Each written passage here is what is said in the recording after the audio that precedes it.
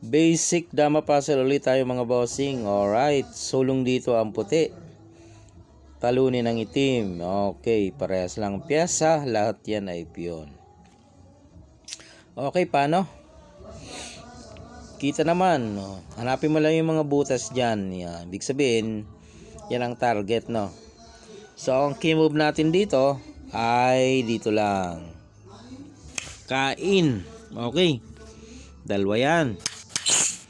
So, dalawang option mo dito o di kaya ay sa kabila. Dito ka kakain. Yan. Kakain yung piyon. O, yan ang magiging daan para makadama ka. Pakain ka dyan. Ibukas mo yan. O, ang kain mo, huwag kang umatras. Huwag kang umabante. Yung isa. Yun. O, di ba? Then, kakain yung piyon niya. Dama ka doon. Ayun. So, yan. Kaya mo nang kontrolin yan, no? Basta i-maintain mo tong linya na ito.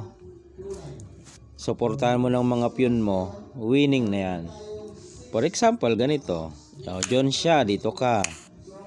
Dyan siya. Para may papatayin o ikakapture yung dama mo. Dyan ka lang.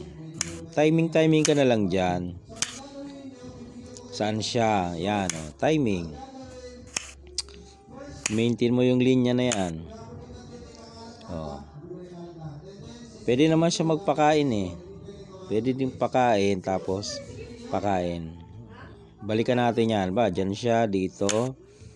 Diyan siya dito lang. Oh. Nakuha mo yung linya eh. Pinakain niya para hindi makapagsubo. Sacrifice na siya dyan. Oh. Yan. Pinabalik mo, di ba? Oh. Saan siya diyan? Eh, pwede kang dumama lang eh, no? Okay. Mga example lang pag-control ng laro kasi nakuha mo na yung linya eh. Yan oh. Atras pa natin. Dito siya, dito ka. O di kaya pwede naman ito nga. Tapos yan. Eh, talo pa rin yan. Dito ka lang.